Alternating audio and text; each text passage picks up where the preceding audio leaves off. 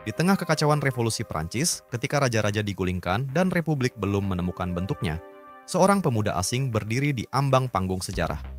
Ia bukan keturunan bangsawan, bukan tokoh parlemen, dan bukan tokoh yang ditunggu siapapun. Tapi justru dari keterasingannya, lahir sosok yang akan mengubah wajah dunia. Napoleon Bonaparte datang dari pulau kecil yang diperebutkan kekuasaan, dihina karena logatnya, diremehkan karena asal-usulnya, tapi ia punya sesuatu yang tak bisa diabaikan, kejelasan visi dan keberanian untuk mengeksekusinya. Ia tidak menunggu revolusi memanggil namanya, ia mengambil alih kekacauan itu dan menjadikannya alat. Ia menulis ulang hukum, mengatur ulang pemerintahan, memimpin pasukan melintasi benua, dan mendirikan kekaisaran yang tak bergantung pada darah biru, melainkan pada kehendak. Namun, kejayaan yang dibangunnya datang dengan harga yang mahal. Perang demi perang, pengkhianatan demi pengkhianatan, hingga akhirnya kehancuran yang tak bisa dihindari. Siapa sebenarnya Napoleon Bonaparte? Apakah ia puncak dari revolusi atau akhir dari harapan rakyat? Apakah ia membebaskan Eropa atau justru memperbudak sebuah generasi dengan mimpi kekuasaan? Disinilah kita mulai. Sebuah perjalanan menelusuri bukan hanya hidup seorang jenderal, tapi sebuah zaman yang dibentuk oleh pikirannya, langkah-langkahnya, dan kejatuhannya. Karena memahami Napoleon adalah memahami batas antara ketertiban dan kekacauan, antara kejayaan dan kehancuran, antara manusia dan legenda.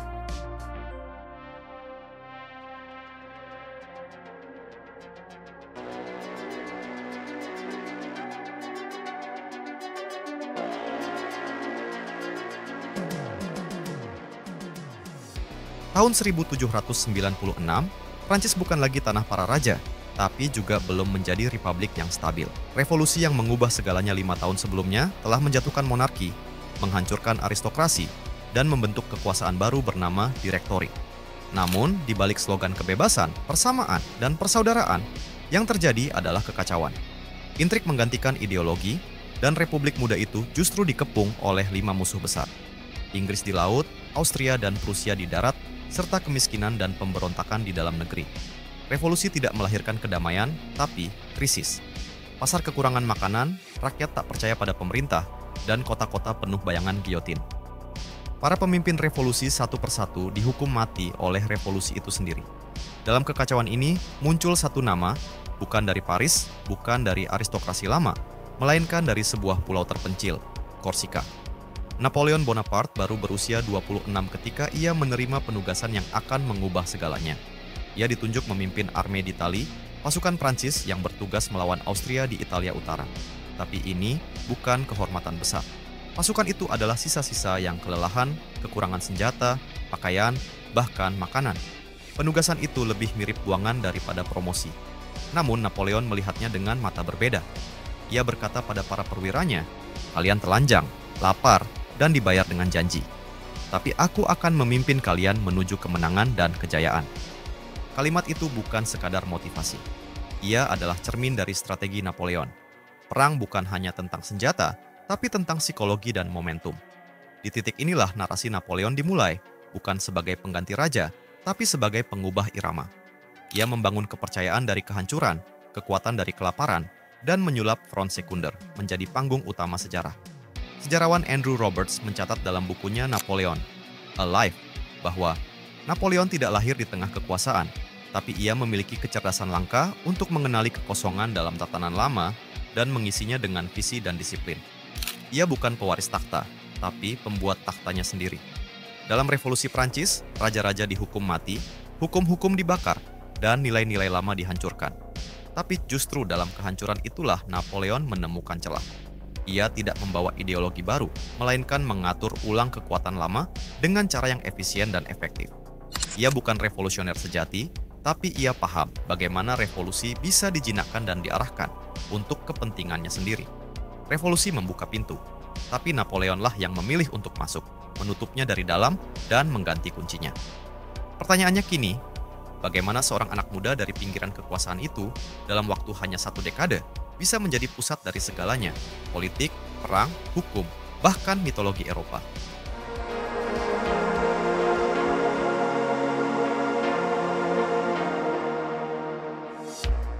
Napoleon Bonaparte lahir pada tanggal 15 Agustus tahun 1769 di kota Ajaccio, sebuah pelabuhan kecil di Pulau Korsika yang baru saja direbut Prancis dari Genoa. Ia bukan dilahirkan di jantung kekuasaan, melainkan di pinggiran yang resah. Ayahnya, Carlo Bonaparte, adalah seorang bangsawan lokal kecil yang bekerja untuk pemerintahan baru Prancis, sementara ibunya, Letizia Ramolino, dikenal keras, disiplin, dan religius. Dari ibunya, Napoleon belajar ketekunan dan kontrol emosi, dua hal yang akan menjadi tulang punggung karirnya. Di masa kecilnya, Napoleon bukan siapa-siapa.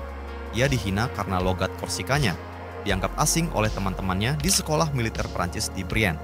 Tubuhnya kurus, sikapnya pendiam, dan ia menghabiskan lebih banyak waktu membaca sejarah dan strategi perang ketimbang bermain dengan anak lain. Ia terobsesi pada tokoh-tokoh besar seperti Alexander Agung, Julius Caesar, dan Hannibal Barca. Dalam hatinya, tertanam satu keyakinan, kekuasaan bukan untuk diwarisi, tapi ditaklukkan. Pada usia 16 tahun, ia lulus dari École Militaire di Paris dan langsung ditugaskan sebagai letnan artileri. Namun, ketika revolusi Prancis pecah 3 tahun kemudian, ia melihat peluang besar. Dunia lama runtuh, dan tidak ada lagi garis keturunan yang menentukan siapa yang boleh memimpin. Di antara abu monarki dan darah para aristokrat, lahir meritokrasi baru. Dan Napoleon, dengan kecerdasan militernya yang tajam, mulai naik, bukan karena nama keluarganya, tapi karena tindakannya. Tahun 1793, ia pertama kali mendapat perhatian nasional saat memimpin pasukan dalam pengepungan Toulon, sebuah kota pemberontak yang diduduki Inggris. Dalam laporan resmi, Paul Barras, pemimpin militer revolusioner, menulis bahwa Letnan Bonaparte menunjukkan keberanian dan strategi luar biasa. Sebagai imbalan, Napoleon dipromosikan menjadi Jenderal Brigade dalam usia hanya 24 tahun. Namun jalan Napoleon tidak pernah lurus. Setahun kemudian, ia ditahan karena hubungan politiknya setelah jatuhnya Robespierre. Di titik ini, banyak yang mengira karirnya akan berakhir. Tapi seperti biasa, Napoleon tidak menunggu kesempatan, ia menciptakannya. Tahun 1795, Direktori menghadapi pemberontakan royalis di Paris. Napoleon, yang saat itu sedang mencari penugasan baru, ditugaskan mempertahankan pemerintah. Dengan artileri yang ditempatkan strategis, ia berhasil memukul mundur para pemberontak dalam 1 hari. Aksi cepat dan brutal ini dikenal sebagai Wave of Grapeshot dan menjadikannya pahlawan nasional. Sejarawan Philip Dwyer mencatat bahwa di mata rakyat dan pemerintah, Napoleon telah menyelamatkan republik. Tapi dalam benaknya, ia baru saja membuka pintu kekuasaan. Ia tidak hanya naik pangkat, tapi juga membangun jaringan politik, termasuk hubungan dekat dengan Josephine de Beauharnais, janda aristokrat yang kelak menjadi istrinya. Napoleon tahu bahwa kekuasaan sejati bukan hanya soal medan perang, tapi juga tentang persepsi. Ia menulis pamflet sendiri, mengatur liputan media, bahkan mengawasi ilustrasi pertempuran agar namanya terus muncul di benak publik. Ia membentuk narasi dirinya sebagai pemimpin muda, cerdas, dan visioner. Dan dalam waktu 2 tahun setelah Wave of Grapeshot, ia ditunjuk memimpin kampanye militer yang akan mencetak sejarah, perang di Italia. Namun di balik pesona sang jenderal muda, tersimpan ambisi yang jauh lebih besar. Ia tidak puas hanya sebagai pelaksana revolusi. Ia ingin menjadi hasil tertingginya. Maka pertanyaannya, apa yang akan dilakukan Napoleon ketika diberi panggung besar pertamanya dan pasukan yang nyaris runtuh untuk memulainya?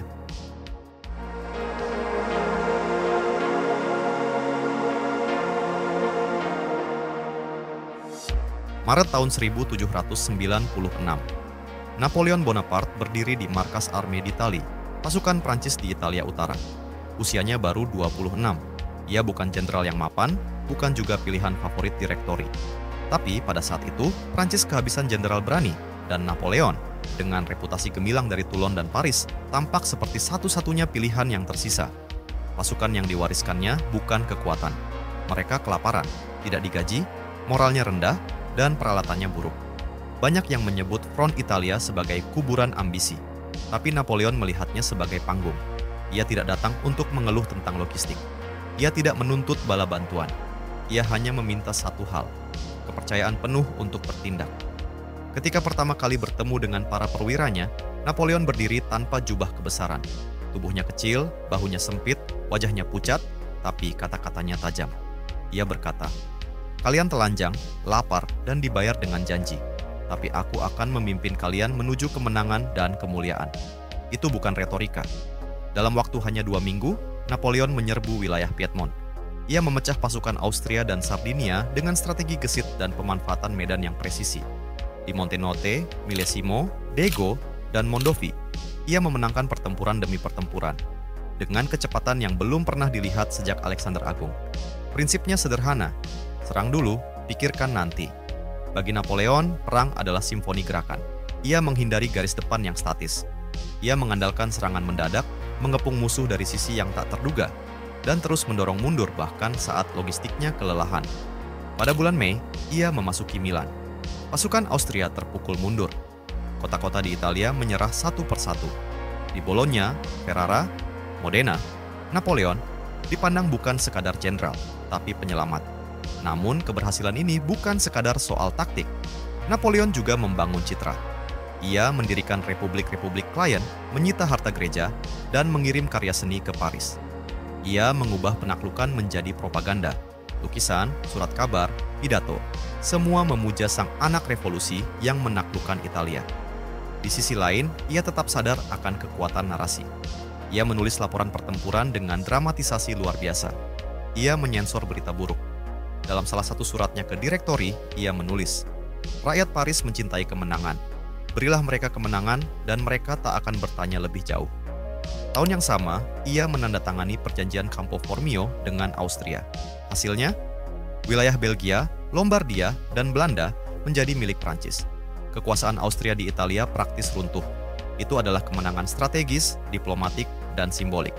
Sejarawan Martin Lyons menulis, perjanjian Campo Formio bukan hanya akhir dari satu kampanye, tapi awal dari satu babak sejarah baru. Dunia akhirnya tahu siapa Napoleon Bonaparte. Namun, di balik keberhasilan gemilang, muncul pertanyaan, untuk siapa kemenangan ini? Untuk Republik? Untuk rakyat Italia? Ataukah untuk seorang jenderal muda yang mulai bermimpi tentang mahkota? Para perwira senior mulai khawatir. Direktori resah. Popularitas Napoleon melambung jauh di atas institusi yang memberinya kuasa. Ia tidak hanya membawa kemenangan, tapi juga ketakutan. Bahwa suatu hari nanti, ia akan kembali ke Paris bukan sebagai pelayan Republik, tapi sebagai penggantinya. Bahkan Joseph Fouché, politisi berbahaya yang kelak menjadi menteri polisi Napoleon, pernah berkata, "Saat itu kita masih menyebutnya jenderal, tapi ia sudah bertindak seperti pangeran." Napoleon tahu, ia tidak akan selamanya diperbolehkan menang terlalu banyak. Maka sebelum badai politik menyapunya dari belakang, ia bergerak lebih dulu. Ia mengusulkan ekspedisi baru, bukan ke Eropa, tapi ke timur. Karena bagi Napoleon, Italia bukan akhir. Itu hanyalah pembuktian. Tujuan sesungguhnya ada di Mesir.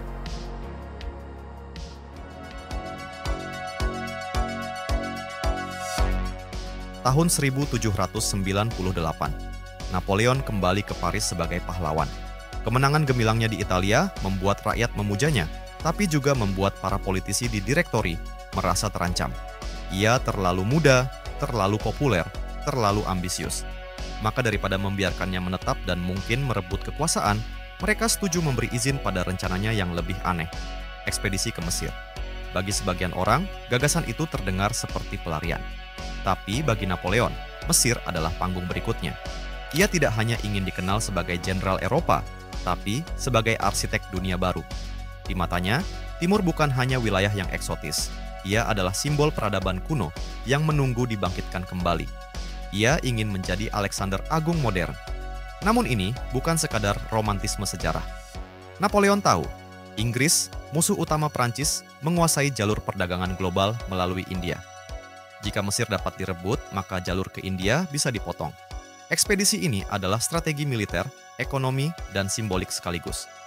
Pada bulan Mei, lebih dari 35.000 pasukan Prancis dan lebih dari 100 kapal berangkat dari Toulon.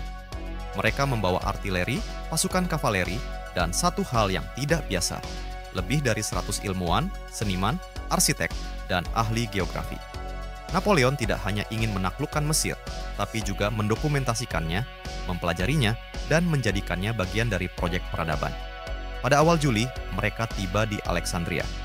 Kota itu jatuh hampir tanpa perlawanan, tapi tantangan sesungguhnya dimulai ketika mereka bergerak menuju Kairo. Dalam suhu 40 derajat dan tanah gurun yang tandus, pasukan Prancis menghadapi pasukan Mamluk, elit berkuda dari dinasti Ottoman. Tapi Napoleon, dengan taktik kotak infanteri dan tembakan terarah, memenangkan pertempuran piramida dengan telak. Dalam pidatonya yang terkenal di depan para prajurit, ia menunjuk ke piramida Giza dan berkata, 40 abad sejarah memandang kalian. Kalimat itu tak hanya membangkitkan semangat, tapi menegaskan ambisinya, bahwa ia melihat dirinya sebagai bagian dari sejarah besar umat manusia. Namun, kemenangan itu berumur pendek. Sebulan kemudian, armada Prancis dihancurkan oleh Laksamana Horatio Nelson dalam pertempuran Aboukir di Laut Tengah. Dalam semalam, Napoleon dan pasukannya terjebak di Mesir tanpa jalur balik ke Prancis. Di tengah kesulitan logistik, pemberontakan lokal, dan wabah penyakit, Napoleon justru memperluas misinya. Ia mendirikan Institut d'Egypte, pusat studi ilmiah yang menjadi cikal bakal studi Mesir kuno modern. Dari proyek inilah muncul Description de l'Egypte, karya ensiklopedis monumental yang merekam artefak, bangunan, flora, fauna, dan budaya Mesir dengan presisi ilmiah. Sejarawan Juan Cole mencatat, ekspedisi Napoleon ke Mesir adalah kombinasi brutal antara kekuatan kolonial dan obsesi pengetahuan. Ia menaklukkan dengan meriam, lalu menamai tempat-tempat yang ia taklukkan dengan istilah ilmiah. Tapi rakyat Mesir tidak melihatnya sebagai pembebas. Mereka melihat pasukan asing yang menginjak tanah suci, membongkar makam, dan memaksakan kekuasaan dengan bendera revolusi Eropa. Pemberontakan demi pemberontakan pecah di Kairo. Dalam satu insiden, Napoleon memerintahkan pengeboman Masjid Al-Azhar, simbol spiritual tertua di kota itu. Luka sejarah itu tidak pernah benar-benar sembuh. Di sisi lain, Napoleon sendiri mulai frustrasi. Tanpa dukungan laut, tanpa jaminan logistik, dan dengan tekanan politik di rumah, ia menyadari bahwa Mesir bukan panggung kekaisaran seperti yang ia bayangkan. Maka pada bulan Agustus tahun 1801, ia diam-diam meninggalkan pasukannya dan berlayar kembali ke Prancis. Keputusannya ditutupi sebagai manuver strategis. Tapi faktanya jelas, ia meninggalkan tentaranya di tanah asing. Ia kembali bukan sebagai jenderal ekspedisi, tapi sebagai tokoh nasional yang siap mengguncang politik Prancis. Dalam catatannya, sejarawan Alphonse de Lamartine menulis, Napoleon datang ke Mesir membawa mimpi Alexander, tapi ia kembali dengan pelajaran bahwa dunia tidak bisa ditaklukkan hanya dengan kehendak. Maka pertanyaannya, setelah menguasai Italia dan mencoba timur, apalagi yang tersisa untuk ditaklukkan? Jawabannya, Prancis itu sendiri.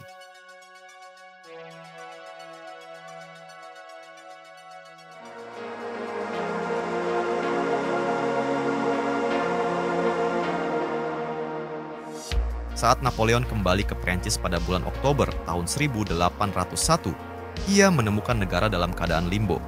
Direktori kehilangan legitimasi. Ekonomi porak-poranda.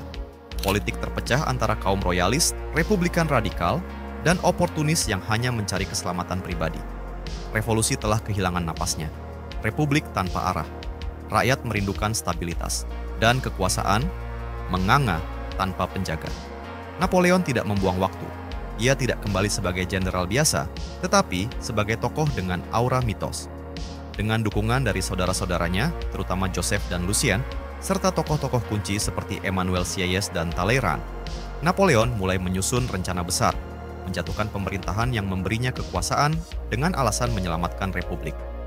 Tanggal 9 November tahun 1801, ia bergerak. Kudeta itu dikenal sebagai Coup of 18 Brumaire, diambil dari kalender revolusi Prancis. Napoleon mengerahkan pasukan untuk menguasai Dewan 500. Para anggota parlemen mencoba menentangnya. Salah satu dari mereka berteriak, "Republik sedang sekarat." Tapi Lucien Bonaparte menjawab, "Tidak, Republik sedang diselamatkan." Dalam suasana kacau, Napoleon melangkah ke majelis dan mencoba berbicara. Tapi suaranya tenggelam oleh cemoohan dan teriakan. Seorang wakil bahkan mencoba menyerangnya secara fisik. Dalam laporan resmi, pasukan di luar akhirnya masuk dan mengevakuasi parlemen. Kudeta itu tidak elegan, tapi berhasil. Hari berikutnya, konstitusi baru diumumkan. Kekuasaan eksekutif dipegang oleh 3 orang konsul, tapi satu nama menguasai semuanya, Napoleon Bonaparte. Ia menjadi First Consul of the Republic, pemimpin de facto Prancis, dengan kewenangan penuh atas militer, kebijakan luar negeri, dan legislasi. Republik belum mati. Tapi ia sekarang berbicara dengan satu suara seorang jenderal muda dari Korsika. Sejarawan Stephen England mencatat, Napoleon tidak membunuh revolusi, ia menjinakkannya. Ia bukan musuh ideologi, melainkan tukang besi yang membengkokkan cita-cita ke bentuk yang ia butuhkan. Ia membiarkan rakyat percaya bahwa republik masih ada, padahal institusi-institusinya telah dikosongkan. Setelah berkuasa, Napoleon bergerak cepat. Ia mengatur ulang sistem pendidikan, membentuk lise untuk kaderisasi birokrasi. Ia memperbaiki pajak dan menciptakan Banque de France untuk menstabilkan ekonomi. Ia menandatangani konkordat dengan Paus Pius ke-7, mengakhiri konflik agama yang merusak Prancis sejak revolusi. Ia juga merevisi hukum, langkah awal menuju Code Sivil atau Code Napoleon. Namun, ia tidak melupakan medan perang.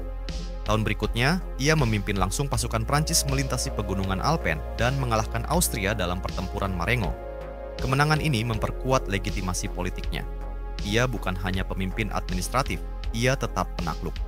Dalam salah satu suratnya ke Josephine, Napoleon menulis, "Rakyat Prancis lebih mudah dituntun oleh kejayaan daripada oleh janji, dan aku lebih suka mahkota yang dipahat dari kemenangan daripada dari pemungutan suara." Namun taktiknya lebih dari sekadar militer. Ia mengendalikan media, mengawasi pendidikan, dan mengatur ritual politik baru. Ia memerintahkan agar pidato, nama jalan, bahkan kalender mencerminkan satu hal, bahwa masa depan Prancis adalah masa depan Napoleon. Tahun 1802, referendum diselenggarakan. Hasilnya, lebih dari 3 juta suara mendukung Napoleon sebagai konsul seumur hidup. Angka yang mencurigakan, tapi tak ada yang berani menggugatnya. Rakyat yang lelah dengan kekacauan menyambutnya sebagai pemimpin stabilitas. Martin Lyons menulis, "Di tahun-tahun ini, Napoleon membungkus otoritarianisme dengan simbol-simbol republik. Ia mengubah sistem yang longgar menjadi mesin kekuasaan dan menjadikannya satu arah. Kini, Prancis bukan lagi republik yang diguncang ideologi. Ia adalah negara yang dijalankan dengan efisiensi, disiplin, dan satu visi. Tapi visi siapa? Pertanyaan itu akan segera terjawab. Karena setelah kudeta dan konsulat, yang datang berikutnya bukan hanya reformasi, tapi penobatan."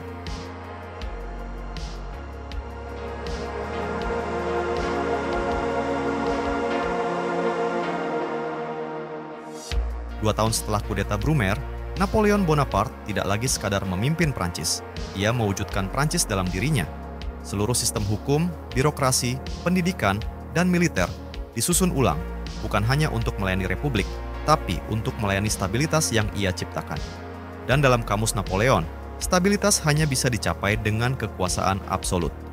Tahun 1804, ia mengambil langkah yang selama ini hanya dibisikkan oleh para loyalisnya.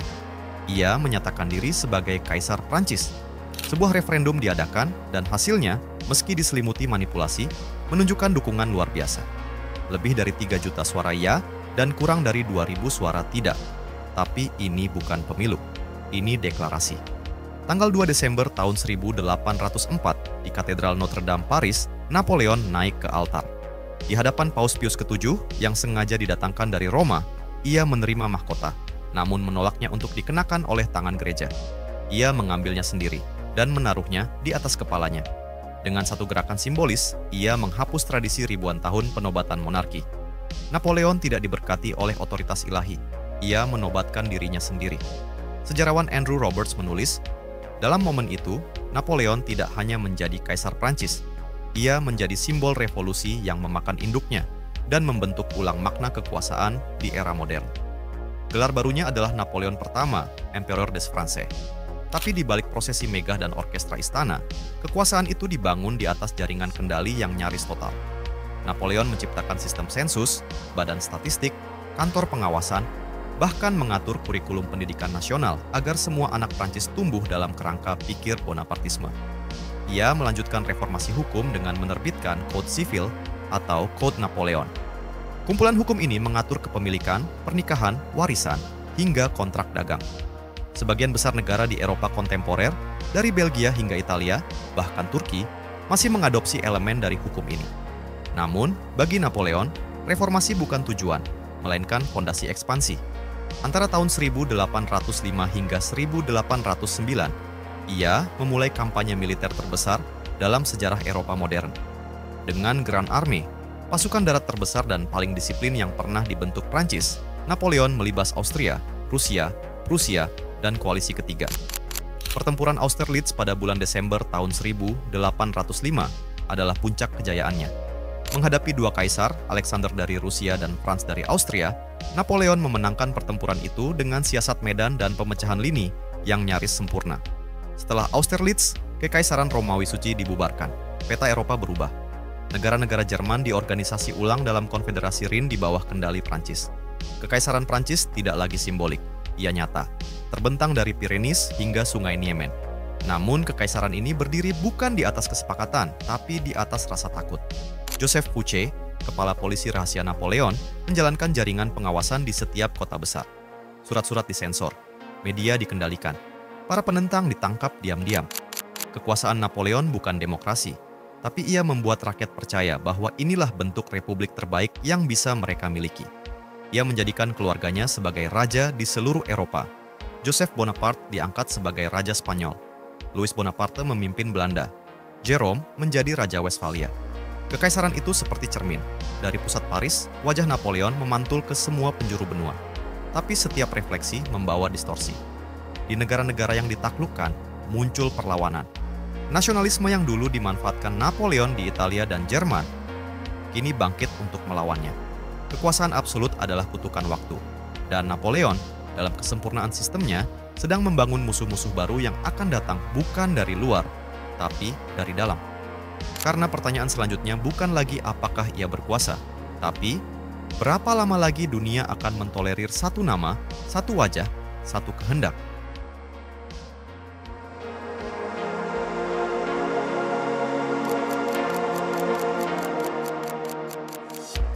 Ketika Napoleon berada di puncak kejayaannya, kekuasaannya tampak absolut.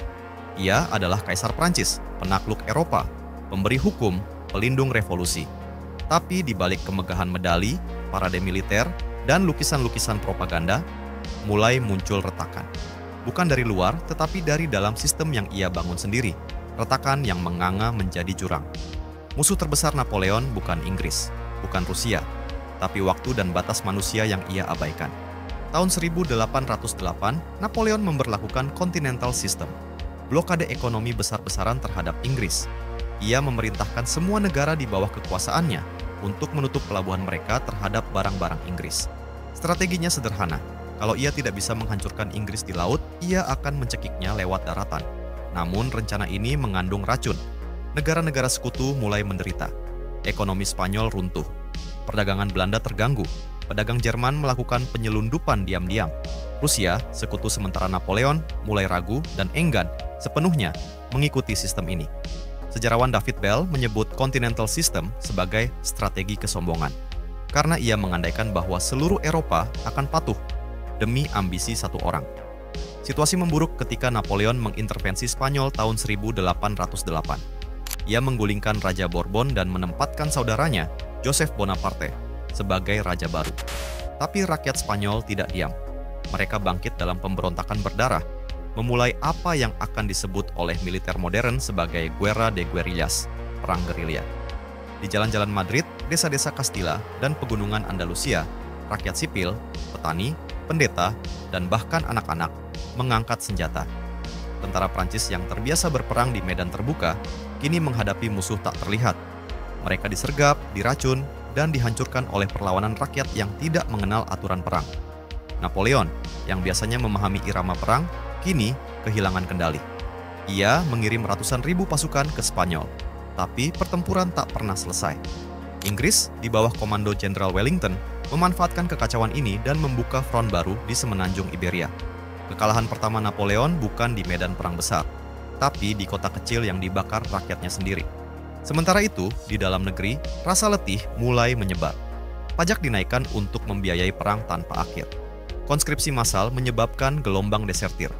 Para intelektual mulai bertanya, apakah ini revolusi yang dijanjikan? Joseph Fouché, sang menteri kepolisian, memperluas jaringan intelijen untuk menangkal potensi pemberontakan. Tapi bahkan ia, dalam catatan pribadinya, menulis, kekuasaan terlalu lama di tangan satu orang akan menciptakan kekosongan moral di bawahnya. Napoleon mencoba menutup celah itu dengan simbolisme. Ia bercerai dari Josephine karena tidak bisa memberinya keturunan dan menikahi Marie Louise dari Austria, putri musuh lamanya, demi menciptakan dinasti kekaisaran. Tahun 1810, anak mereka lahir. Napoleon François Charles Joseph diberi gelar Raja Roma. Tapi rakyat melihat ini bukan sebagai harapan, melainkan pengkhianatan. Seorang anak dari kaisar dilahirkan dari darah Austria. Simbol kekuasaan yang dahulu hendak dihancurkan revolusi. Sejarawan Philip Dwyer menulis, dalam pencarian legitimasi kekaisaran, Napoleon mengorbankan cinta lamanya dan mungkin jiwa revolusionernya. Tahun demi tahun, medan perang baru dibuka. Di Portugal, di Polandia, di Balkan. Kekuasaan Napoleon kini ibarat tubuh yang tumbuh terlalu cepat, tak mampu menopang beratnya sendiri. Di balik peta yang terus meluas, Napoleon dikepung oleh rasa takut kehilangan. Ia tidak mempercayai jenderalnya. Ia mulai mengganti loyalitas dengan pengawasan. Ia mendikte keputusan strategis dari jauh, bahkan ketika realitas di medan berubah drastis. Kekaisaran Prancis menjadi semacam labirin kekuasaan. Setiap langkah tampak terkontrol, tapi semua jalan menuju titik buntu. Dan Napoleon, sang arsitek, berdiri di tengahnya, tidak bisa mundur, karena jalan itu sudah ia bakar sendiri.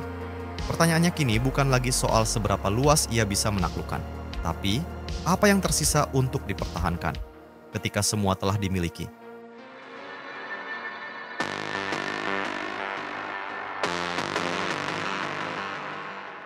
Tahun 1812, Kekaisaran Prancis membentang dari pantai Portugal hingga perbatasan Rusia. Tapi di balik dominasi itu, aliansi-aliansi yang dibangun Napoleon mulai goyah. Di antara semuanya, Rusia adalah yang paling rapuh. Tsar Alexander pertama, yang dulu bersahabat, kini enggan tunduk. Rusia melanggar sistem kontinental, membuka kembali pelabuhannya untuk perdagangan Inggris. Bagi Napoleon, ini bukan sekadar pengkhianatan ekonomi. Ini adalah tantangan terhadap kehendak kekaisaran. Maka ia memutuskan untuk memberi pelajaran. Pelajaran yang akan ditulis dengan darah, salju, dan kehancuran. Pada bulan Juni, Napoleon memimpin invasi terbesar yang pernah dikumpulkan Eropa.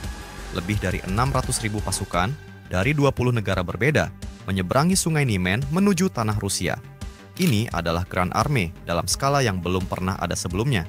Tapi justru karena itu, ini juga menjadi misi yang terlalu besar untuk dikendalikan. Rusia tidak melawan secara langsung.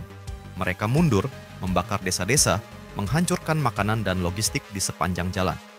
Napoleon menyebutnya tanah kosong yang menyakitkan. Ia berjalan, tapi tak pernah bertemu lawan. Ia mengejar, tapi tak pernah menangkap musuhnya. Pertempuran besar akhirnya terjadi di Borodino, bulan September. 250.000 tentara bertempur dalam satu hari yang paling berdarah dalam sejarah Eropa modern saat itu. Napoleon menang secara teknis, tapi kemenangannya hampa. Lebih dari 80.000 korban jatuh di kedua sisi, dan moral pasukannya mulai runtuh. 2 minggu kemudian, Napoleon memasuki Moskwa. Tapi kota itu kosong, tidak ada delegasi, tidak ada penyerahan kunci kota, yang ada hanya keheningan dan bau terbakar. Karena pada malam yang sama, api menyebar ke seluruh kota. Moskwa dilalap oleh api, bukan oleh Napoleon, tapi oleh rakyatnya sendiri yang menolak menyerahkannya pada musuh asing. Napoleon menunggu selama 5 minggu. Menunggu Tsar mengirim utusan. Tapi Alexander tidak pernah datang. Tidak satu kata pun dikirimkan. Napoleon menulis pada saudaranya di Paris, "Kami telah menaklukkan tubuh Rusia, tapi jiwanya tetap melawan." Dan musim dingin mulai turun. Pada bulan Oktober, Napoleon memutuskan untuk mundur. Tapi itu bukan sekadar penarikan pasukan. Itu adalah eksodus dalam neraka beku. Suhu turun hingga minus 25 derajat. Kuda-kuda mati membeku. Senjata tertinggal. Pasukan kelaparan, kehilangan arah, diburu oleh tentara Rusia dan partisan di setiap desa. Korban berjatuhan bukan karena peluru, tapi karena dingin, kelaparan, dan putus asa. Dari 600.000 pasukan yang memulai invasi, hanya sekitar 100.000 yang kembali dalam keadaan hidup. Sisanya hilang, mati, tertawan, atau dilupakan salju. Sejarawan Adam Zamoyski menulis dalam Napoleon's Fatal March on Moscow, ini bukan hanya kegagalan militer, ini adalah kehancuran psikologis. Napoleon melihat cermin dirinya dalam es, dan ia tidak mengenali siapa yang menatap balik. Setibanya kembali di Paris, Napoleon langsung mengerahkan energi terakhirnya untuk menyusun ulang pasukan. Ia mengeluarkan dekret wajib militer massal. Ia berkata kepada Senat, kekalahan tidak akan menggoyahkan takdir. Tapi dunia telah berubah. Koalisi baru mulai terbentuk. Inggris, Rusia, Austria, dan Prusia bersatu kembali. Kepercayaan pada Napoleon menurun. Mitologi dirinya sebagai penakluk yang tak terkalahkan retak. Dan rakyat Prancis yang selama ini menerima penderitaan demi kejayaan mulai bertanya, kejayaan untuk siapa? Musim dingin Rusia bukan hanya akhir dari satu kampanye. Ia adalah momen penghabisan. Napoleon, yang selama ini menaklukkan waktu dengan kecepatan dan ketegasan, kini ditaklukkan oleh alam dan kesombongan. Dan kini, Eropa menatap Paris. Pertanyaannya bukan lagi siapa yang akan dihancurkan Napoleon, tapi siapa yang akan menghancurkan Napoleon.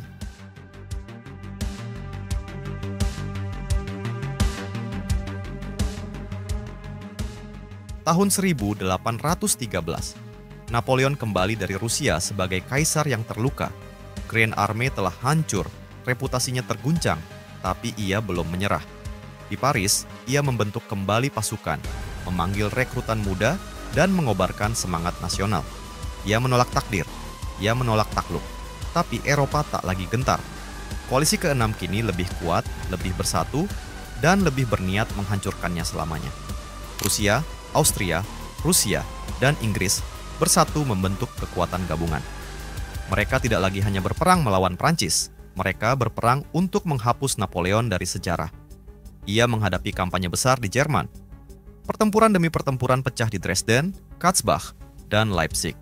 Leipzig, dikenal sebagai Battle of the Nations, adalah titik balik. 4 hari penuh, lebih dari 600.000 pasukan bertempur. Napoleon dikalahkan, ia mundur ke Prancis. Dan dunia tahu, sang penakluk sedang dalam pelarian. Pada bulan April tahun 1814, Paris dikepung. Jenderalnya, Marshal Ney dan Marmont, memutuskan untuk bernegosiasi dengan koalisi. Napoleon ingin bertempur hingga akhir. Ia ingin mati di medan perang. Tapi ketika semua sekutunya berpaling, ia menyerah. Ia menandatangani abdikasi. Ia tidak lagi menjadi kaisar.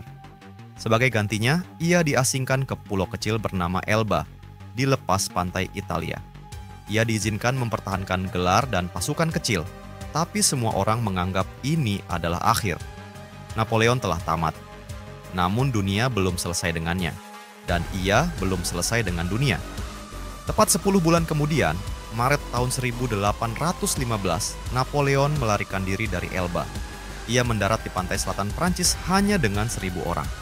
Tapi saat ia berjalan ke utara, dari kota ke kota, pasukan kerajaan yang dikirim untuk menangkapnya malah berbalik mendukungnya. Rakyat bersorak, tentara bergabung. Raja Louis XVIII melarikan diri. Napoleon kembali ke Paris dalam apa yang dikenal sebagai 100 hari. Ia kembali bukan sebagai kaisar yang mengklaim kekuasaan, tapi sebagai pemimpin yang dipanggil oleh sejarah. Ia berpidato di depan massa. Aku telah kembali untuk menyelamatkan Prancis, bukan untuk memperbudak dunia. Tapi Eropa tidak tertawa. Dalam sekejap, koalisi ketujuh terbentuk.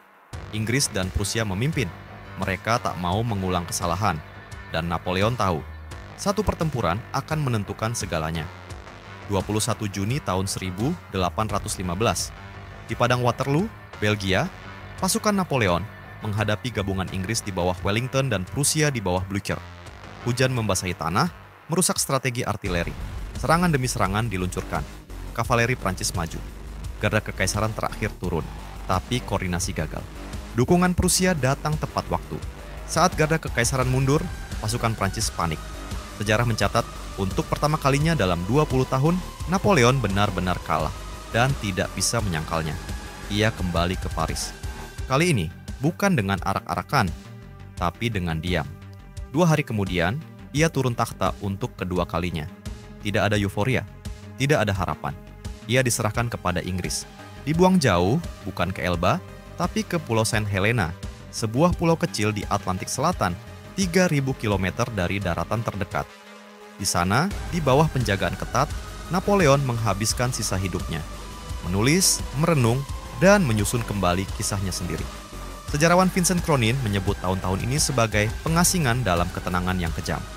Napoleon menulis memoirs, berdebat dengan pengawalnya, dan membayangkan masa depan dunia tanpa dirinya. Tapi ia tahu, legenda dirinya tidak akan mati bersama tubuhnya. 5 Mei tahun 1821, Napoleon Bonaparte wafat. Usianya 51 tahun. Dalam catatannya, ia menulis, "Aku ingin dikubur di tepi Seine, di antara rakyat Prancis yang kucintai." Tapi bahkan dalam kematiannya, ia masih menjadi simbol konflik. Inggris menguburnya di Saint Helena.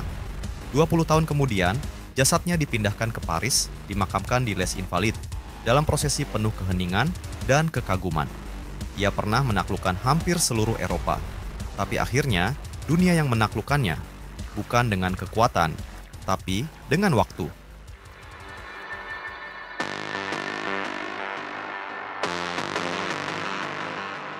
Napoleon telah mati, tapi warisannya tetap hidup lebih dari 2 abad kemudian. Sejarah jarang mencintai orang yang menang terlalu sering, dan Napoleon menang lebih sering daripada yang bisa diterima oleh tatanan lama Eropa. Tapi justru karena itulah ia abadi. Bagi sebagian orang, Napoleon adalah tiran haus kuasa, pembakar kota, perusak republik, pemilik ego yang mengorbankan jutaan nyawa. Ia dianggap menghancurkan cita-cita revolusi Prancis, kebebasan, kesetaraan, dan persaudaraan, dan menggantinya dengan diktatur berjubah kejayaan. Ia memonopoli kekuasaan, membungkam lawan, menyeret Eropa ke dalam 2 dekade perang tak berkesudahan, dan pada akhirnya menciptakan kekacauan yang membuka jalan bagi restorasi monarki. Tapi bagi yang lain, Napoleon adalah simbol kebangkitan, produk jenius dari meritokrasi. Seorang anak dari pinggiran kekuasaan yang menembus pusat dunia hanya dengan kecerdasan, disiplin, dan visi besar. Ia bukan mewarisi kekuasaan, ia menciptakannya. Ia tidak tumbuh dalam istana, tapi di tengah krisis. Ia bukan pemilik revolusi, tapi penafsirnya yang paling berani.